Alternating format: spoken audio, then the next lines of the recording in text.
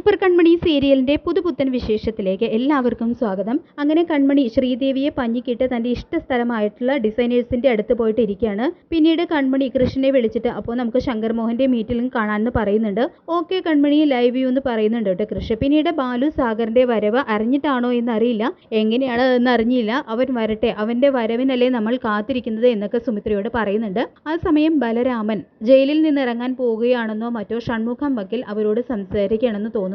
സാഗറിനെ കൊല്ലാൻ അവനെ മാനസികമായിട്ട് ഒരുക്കിയെടുക്കാൻ ബാക്കിയൊക്കെ ഞാനും ഏറ്റു എന്ന് പറയുന്നുണ്ട് കേട്ടോ ഷൺമുഖം വക്കീൽ ബാലുവിനോടും സുമിത്രയോടും. പിന്നീട് ശങ്കർ മോഹൻ സന്നിഹിതനായിട്ടുള്ള മീറ്റിംഗ് നടക്കുകയാണ്. ആ സമയം ശങ്കർ മോഹൻ കൊടുക്കുന്ന ഒരു പുതിയ പ്രോജക്റ്റ് സൂപ്പർ കൺമണി ചെയ്താലാണ് നന്നാവുക എന്നൊക്കെ അയാൾ പറയുന്നുണ്ട്. പിന്നീട് മാനസ എന്തോ കുത്തിത്തിരിപ്പ് ഉണ്ടാക്കിയിട്ടാണെന്ന് തോന്നുന്നു ദേവ്ജി മാനസയോട് ഷൗട്ട് ചെയ്യുന്നുണ്ട് കേട്ടോ.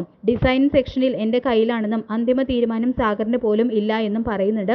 മാനസ അത് കേട്ട് ആകെ ഡെസ്പാവാണ് കേട്ടോ. മാനസ അങ്ങോട്ട് പോയ സമയത്ത് മഹി ചൂളമടിച്ച് കൈയടിക്കാണ് അങ്ങനെ ഉണ്ടായതിൽ. കൃഷി പിന്നീട് മഹിയുടെയും ദേവ്ജിയും ഉള്ളപ്പോൾ ദേവ്ജി മാനസയെ പൊളിച്ചെടുക്കുന്നത് കാണാൻ ഞാൻ ഇല്ലാതെ പോയല്ലോ എന്നൊക്കെ പറയുന്നുണ്ട്.